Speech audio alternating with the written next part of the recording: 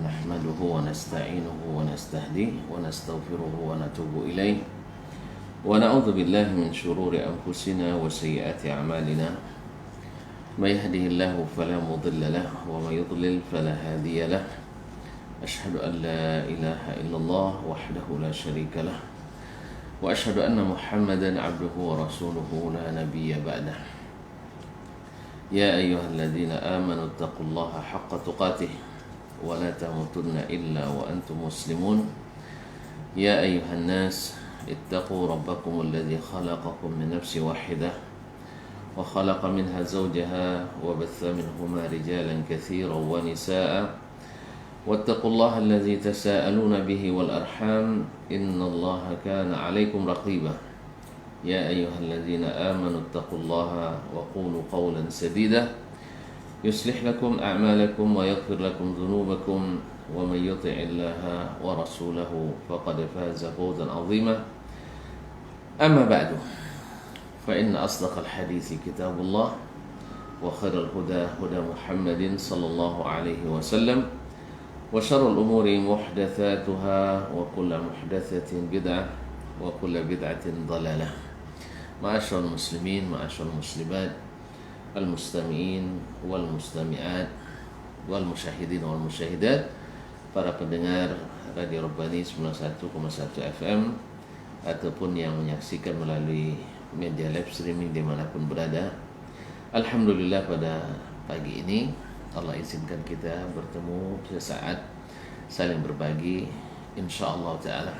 Mudah-mudahan Allah dengan kemurahannya menghitung ini sebagai ladang amal dan ibadah kita yang mudah-mudahan hasilnya insyaallah di waktu kita panen menggembirakan hati kita. Amin. Semoga kebersamaan dalam ilmu ini berbuah iman dan taqwa, amal yang saleh serta syafaat dari Nabi alaihi salatu wassalam. Oleh itu baca-bacalah mengucapkan salawat dan salam kepada beliau, kepada keluarganya, para sahabat, para tabi'in dan yang mengikuti mereka dengan setia pada sampai hari kiamat. Ikhwani akhwati fillah, Bapak dan Ibu, kaum muslimin dan muslimat, pendengar dan pemirsa yang dirahmati Allah, masih berkaitan dengan masalah al-ilal, dan sengaja kita pada pembahasan ini lebih detailkan karena dia adalah pertama tingkat kesulitannya tinggi, yang kedua dia adalah pokok daripada ilmu ulumul hadis ini, yang ketiga supaya kita lebih menghargai bagaimana para ulama yang memiliki keahlian ini, yang keempat supaya tidak tercampur antara metodologi ahli hadis dengan yang selain mereka, dan harus dibedakan karena tidak sedikit orang mengatakan inilah metode ahli hadis padahal bukan metode mereka, yang kecuali yang sudah terkontaminasi oleh metode-metode di luar ahli hadis. Pada kesempatan kemarin ada beberapa poin penting berkaitan dengan ilal. Yang pertama sudah kita sampaikan bahwasanya qawaid, usul dan dhawabit ilmu ini mesti diambil dari ahli al-hadis as-sabiqin, khususnya generasi pertama al-rasikhin yang benar-benar menjadi rujukan yang benar-benar kokoh dalam ilmu ilal hadis ini.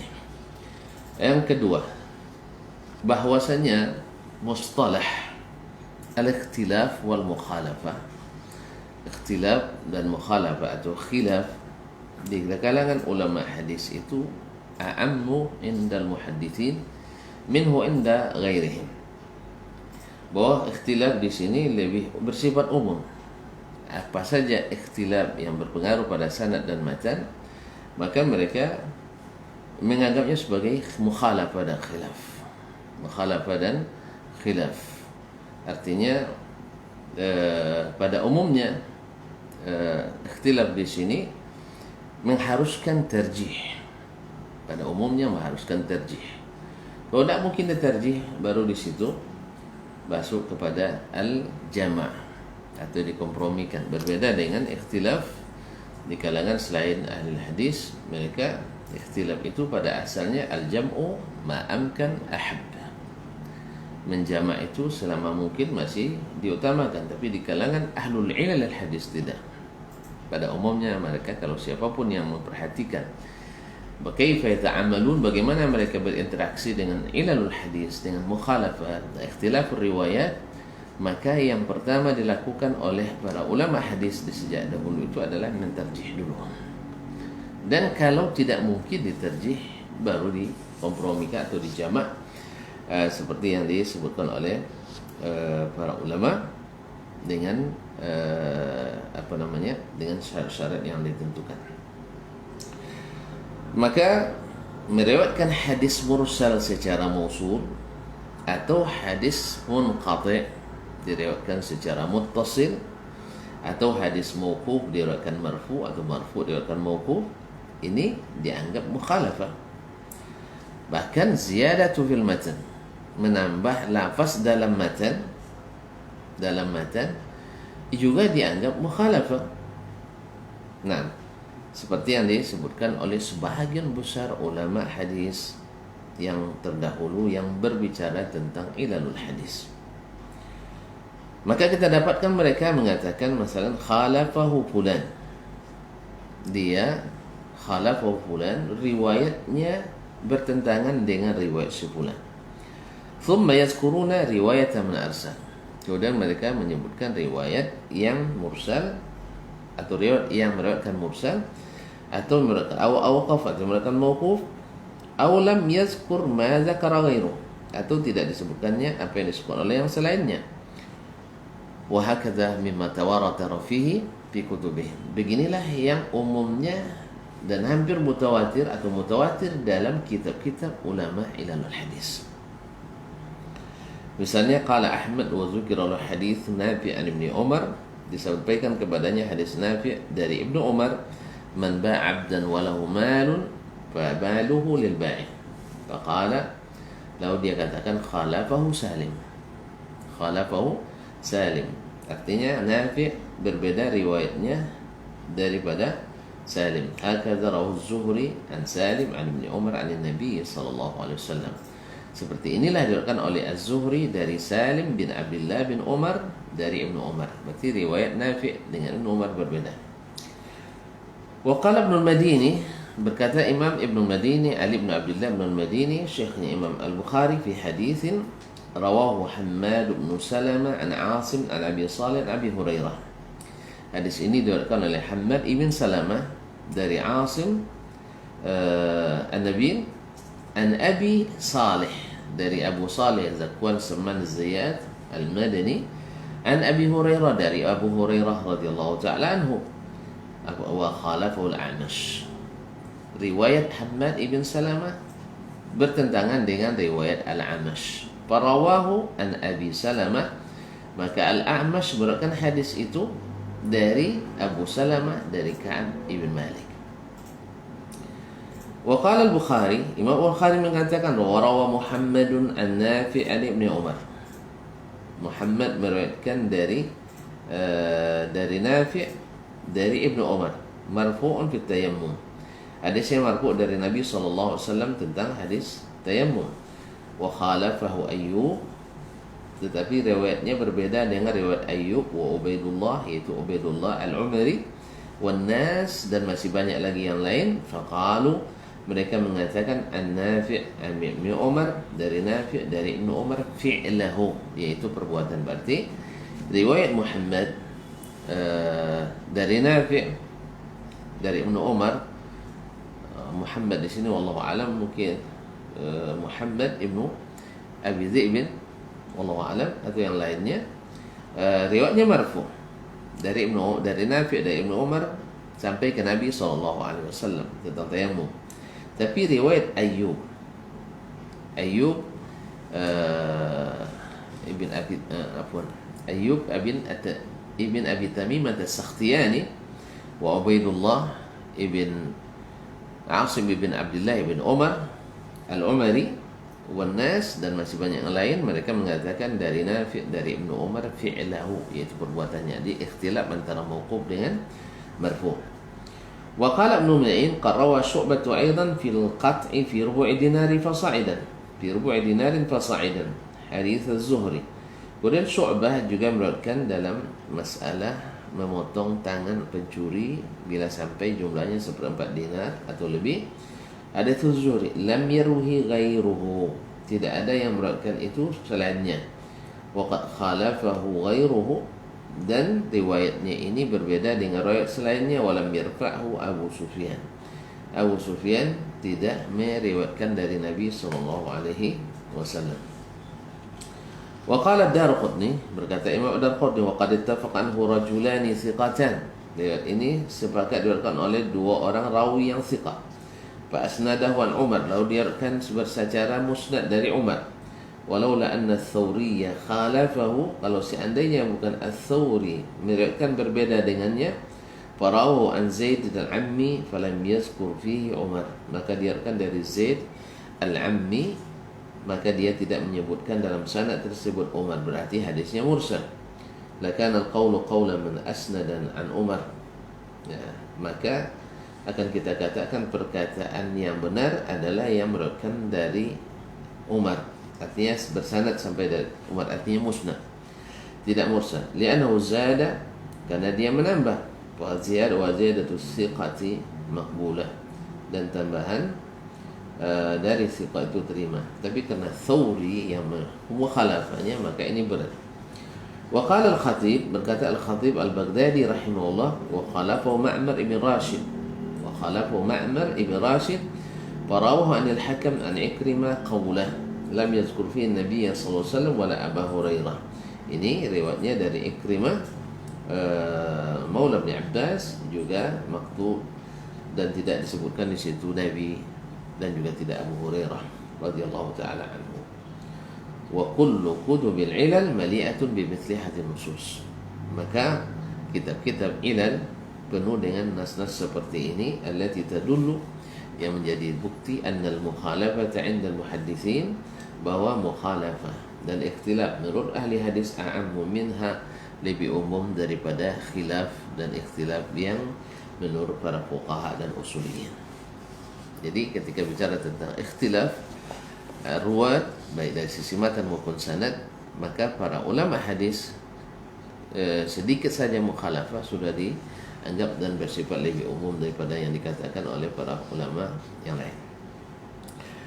Al-thalith, yang ketiga, yang ketiga yang perlu diketahui dan diketahui oleh kaum muslimin, para pencinta ilmu khususnya ulama hadis, inna katsiran minal muhadditsin yazkuruna al-mukhalifa mubhaman. Banyak di antara ulama hadis menyebutkan al-mukhalif, rawi yang bertentangan riwayatnya dengan yang lain, itu mubhaman, tanpa menyebutkan siapa orangnya. Mubham, tidak ketahui orangnya. Bi qaulihim khalafahu an-nas, ya, dengan perkataan mereka riwayatnya ini bertentangan dengan orang-orang, yakni an-nas, banyak manusia. Atau khalafahu thiqat, atau banyak rawi yang thiqat yang berikhtilaf dengannya. Atau khalafahu ghairu, atau selainnya beriwayatkan bertentangan dengannya. Wa ya'taminuna dzalik, dan ini bagi mereka mu'tamad. Wa lam yarudda man ba'dahum, tidak ada orang yang datang setelah ulama tersebut mengatakan atau menolak perkataannya khalafahu nas atau khalafahu thiqat atau khalafahu ghairu bihujjati anna ma dzakara mubham, bahwa rawi yang mukhalif itu mubham, tidak disebutkan siapa orangnya. Wal mukhalafa thiqatun, sedangkan yang lawannya adalah thiqah musamma, disebutkan namanya. Artinya tidak disebutkan siapa mukhalifnya pun bagi ahli hadis sudah maklum. Apa sebab? Mereka adalah para hufaz. Jadi tanpa disebutkan itu mereka tahu. Maka ulama yang setelahnya pun paham bahwa mereka itu paham. Maka mereka tidak menolak perkataan tersebut walaupun tidak disebutkan siapa mukhalifnya tadi.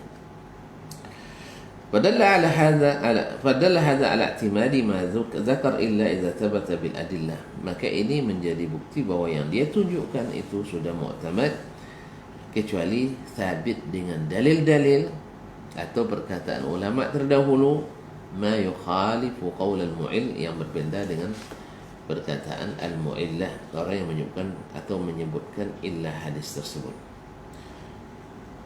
Rabi', yang keempat, أن الأصل عند المحدثين الترجيح بين الروايات المختلفة لحديث واحد ثم الجمع بينها عند تكافؤ الأدلة. Bahwasanya pada asalnya, hukum asalnya di kalangan ulama hadis adalah mentarjih antara riwayat-riwayat yang bertentangan atau berbeda dalam satu hadis. Setelah tidak mungkin tarjih, baru dijamak, dikompromikan antara riwayat tersebut. Ketiga, inda takafu'il adillah, ketika masing-masing dalil sama kuatnya. Khilafu ma taqarrara fil fiqh wa usulihi, berbeda dengan apa yang ditetapkan dalam ilmu fikih dan usul fikih. Min al-jam'i bainal mutun al-muta'aridah badi ar-ra'i, di mana bila ada nas-nas yang bertentangan, maka yang pertama dilakukan adalah dijamak dulu. Jadi al-hadis dari sisi riwayat ditarjih dulu, karena harus asbitil arsya thumma al-qus. Maka para fuqaha tidak, fuqaha harus dijamak dulu, kalau tidak mungkin baru ditarjih. Kebalikannya, thumma at-tarjih inda ta'adzuri dzalika biqawaid muqarrarah hunalik, kemudian baru ditarjih dengan kaidah-kaidah yang ditetapkan dalam ilmu fikih dan usul fikih. Naam, lianna qawaid hadzal ilmi ghairu zaka. Kenapa berbeda? Karena kaidah ilmu hadis berbeda dengan kaidah ilmu fikih. Kaidah hadis adalah, yang dimaksud adalah menetapkan benar tidaknya riwayat ini dari sumbernya. Sedangkan kaidah fikih adalah bagaimana menetapkan produk hukum dari nas yang ada ini. Makanya ibaratnya alul hadis menyiapkan medianya, alul fiqih menggunakan media tersebut. Oleh sebab itu, maka tidak boleh dipertentangkan antara metode ini. Karena apa? Karena objeknya berbeda. Objek ulama hadis adalah memastikan itu benar tidak dari Nabi SAW, atau benar tidak itu dari sahabat, atau benarkah dia dari tabi'in atau yang setelahnya. Ini adalah objek daripada ilmu ilal hadis ini, atau ilmu hadis secara umum, memastikan. Makanya thamaratu ulumil hadis adalah ma'rifatul maqbuli minal mardudi minal hadis, mengetahui mana yang diterima, mana yang ditolak. Sedangkan orientasi fuqaha adalah bagaimana maknanya tidak saling bertentangan, sehingga keluarlah hukum yang mudah-mudahan bisa dikompromikan. Kalau tidak, baru ditarjih. Tapi kalau ulama hadis tidak dikompromikan dulu, harus pastikan dulu kebenaran dan autentisitas serta validitasnya. Soal produk hukum setelahnya itu nanti setelah sabit. Karena tidak mungkin ditetapkan hukum menurut ulama hadis kecuali kalau sudah sabit dalilnya.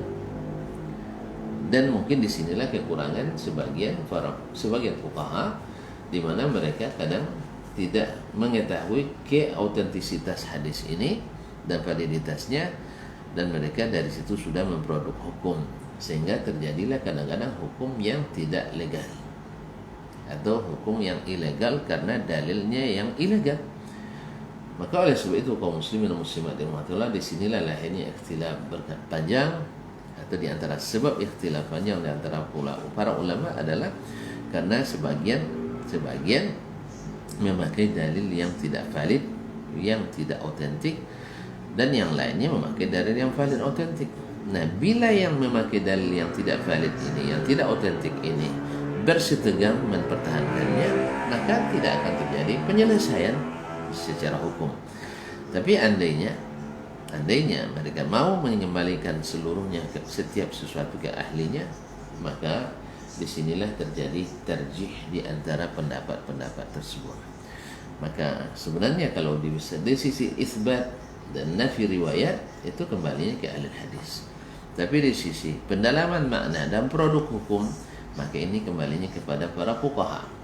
Ya masalahnya adalah, dan tentu saja di antara fuqaha itu ada yang ahli hadis, dan di antara ahli hadis itu tanya pula yang fuqaha. Yang masalah adalah di saat di sebelah sini muhaddis tidak faqih ikut bermasalah misalah fikih, atau di sana faqih tapi tidak ahli di hadis, sehingga dia berpegang pada dalil-dalil yang dhaif dan tidak mau beranjak dari dalil-dalil yang dhaif tersebut.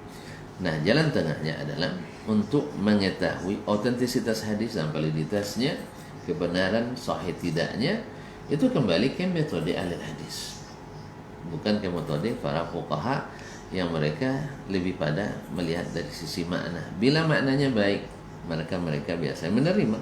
Makanya ketika bicara tentang ziyadatus thiqah, pada umumnya fuqaha seperti pelajaran kita sebelumnya, para umumnya fuqaha bila maknanya sahih mereka menerimanya.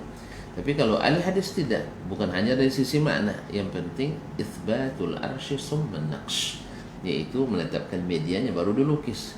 Jangan lukis dulu sebelum medianya ada, sebab seperti melukis di atas air. Allah musta'an. Ikhwani kaum muslimin dan muslimat dirahmati Allah SWT, ini dibuktikan, metode ini dibuktikan dengan apa? Siapapun yang merujuk kutubu ilalil hadis akan mendapatkan pada umumnya para ulama hadis mentarjih, bukan menjama'. Dan bila ada pun menjama', itu pada umumnya pada kisah-kisah, bahwa kisah ini terjadi 2 kali, 3 kali dan seterusnya. Hanya menjama' dari sisi ini, dari sisi hukum, dari sisi mana mereka ada sisi mengisbat sahih tidaknya riwayat, mereka selalu lebih pada umum dan mencari terjih. Oleh sebab itu, ini juga bertentangan atau berlawanan dengan kaedahnya para fuqaha dan usuliyyin, di mana mereka al-jam'u ma'amkan ahab. Nah, menjama' itu lebih diutamakan. Kalau muhaddis tidak, dia terjih dulu, bila tidak mungkin baru dijama'. Dan tidak mungkin kita menyalahkan kedua kaedah ini. Masing-masing tentu saja sesuai dengan metode yang mereka lakukan. Ini pas untuk di hadis. Kenapa? Karena objeknya menentukan validitas dan legalitas sebuah riwayat. Kalau ini pas untuk di bidangnya, karena produknya adalah objeknya adalah produksi hukum yang terdapat hadis. Nah, makanya ketika menentukan sahih tidaknya riwayat, kembali ke ulama hadis. Ketika menentukan produk hukum, kembali kepada para fuqaha. Dan bila ahli hadis mengatakan hadis yang dipakai oleh fuqaha tersebut tidak sahih, maka kembali ke metode ahli hadis. Karena tidak sedikit pula para fuqaha mentashih, itu menhasankan, melihat dari maknanya secara umum dan itu benar. Ahli hadis tidak. Ahli hadis mengatakan memang makna umum betul, tapi riwayat ini tidak sahih dinisbatkan ke Nabi sallallahu alaihi wasallam. Maka oleh sebab itu kaum muslimin dan muslimat selalu terjadi pertentangan di sini, karena tidak bisa membedakan mana metodologi ahli hadis dan mana metodologi ahli fikih dan usul fikih. Dan yang aneh lagi adalah di mana masing-masing bersetegang, yaitu fuqaha tidak mau merujuk kepada ahli hadis dalam menentukan sahih tidaknya, karena tidak sedikit di antara mereka juga yang memiliki kemampuan hadis yang mumpuni, dan tidak sedikit pula mereka tanpa menyadari tercampurkan oleh mereka kedua metodologi ini. Oleh sebab itu, ini penting diketahui oleh setiap penuntut ilmu, baik ilmu fikih maupun ilmu hadis. Bila seandainya menentukan metode, menentukan sebuah sahih tidak, terima tidaknya sebuah riwayat, ini kembalinya kepada ulama hadis, khususnya ulama ulilal. Dan bila menentukan produk hukum, kembalinya kepada para fuqaha. Dan masing-masing punya otoritas untuk menentukan ini produk hukumnya tidak benar, dan buat istimbatnya begini-begini. Ini para fuqaha. Kalau masalah dalil, ini dalil anda tidak sahih, maka kalau dalil tidak sahih, tidak ada pijakannya. Sama dengan membayar tanpa kwitansi, maka bisa diklaim bahwa bayarannya tidak sah, dan seterusnya. Atau ingin mencairkan uang tanpa ada cek yang sudah divalidasi, juga tidak cair uangnya. Maka kembalikanlah semuanya kepada ahlinya, insya Allah. Mudah-mudahan dengan demikian semakin mudah diselesaikan. Berkata Ibnu Hajar rahimahullah taala dalam menjelaskan ini, "Idza kana syu'bahu atqanu min ghairihi, hafiz an Khubayb fihi asyak." Dia apabila syu'bah yang mana dia lebih mutqin dari selainnya, menghafal dari Khubayb ada syak, keraguan dalam riwayat, fadzaka dalilun ala anna Khubayban lam yardidhu. Ini menjadi bukti bahwasanya Khubayb bin Abdurrahman ini tidak mendabit hadisnya karena dia ragu, dan Syu'bah hafiz, lebih mutqin dari siapapun. Fala yahtaju ila al-jam'i allazi jama'a Ibnu Khuzaimah. Maka tidak perlu dipaksakan mengkompromikan seperti yang dilakukan oleh Imam Ibnu Khuzaimah. Thumma haja Ibnu Hibban fajazama bihi. Kemudian dia menyerang Ibnu Hibban dan memastikan ini adalah mentarjih riwayat Syu'bah tadi. Nah, Ibnu Hajar rahimahullah taala di sini dia mentakrir seperti ini.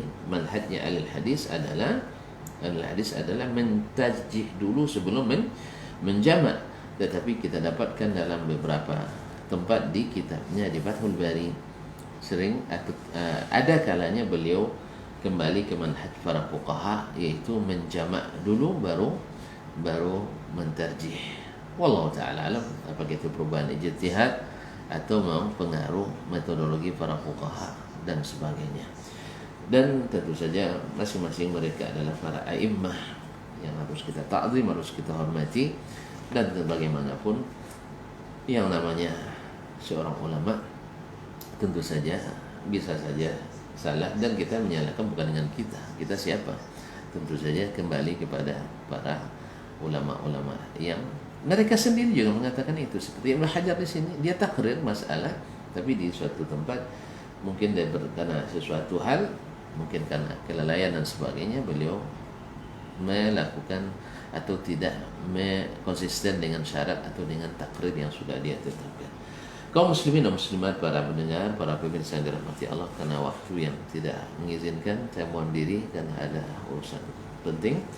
InsyaAllah kita sambung pada kesempatan yang akan datang dengan izin Al-Karim Ar-Rahman. Tidak dibuka pertanyaan pada hari ini karena memang belum selesai. InsyaAllah kita sampai pada qara'inu al-ilal, dan insyaAllah ta'ala mudah-mudahan ada waktu sampai saat itu. Wabillahi taufiq wal hidayah, wal hadi ila aqwam at-tariq, wal hadi ila sawa'is sabil, wa subhanakallah bihamdik, asyhadu an la ilaha illa ant, astaghfiruka wa atubu ilaik. Wassalamualaikum warahmatullahi wabarakatuh. Waalaikumsalam warahmatullahi wabarakatuh. Baik, jazakallah khairan untuk materi dan kajian kita di kesempatan hari ini. Mudah-mudahan apa yang sudah kita bahas walaupun sedikit bisa bermanfaat untuk antum dan antum semuanya, khususnya para pencinta ilmu hadis yang menyimak di kesempatan pagi hari ini. Insya Allah seperti yang dikabarkan, kita akan bersama kembali di lain waktu kesempatan jika Allah mengizinkan. Dan insya Allah kajian kita akan dilanjutkan di jam dan frekuensi yang sama di 91,1 FM Radio Rabbani, Merajut Ilmu dan Peradaban. Kita tutup kajian untuk kesempatan hari ini dengan doa penutup majelis. Subhanakallahumma wa bihamdika, asyhadu an la ilaha illa anta, astaghfiruka wa atubu ilaik. Assalamualaikum warahmatullahi wabarakatuh. Waalaikumsalam warahmatullahi wabarakatuh.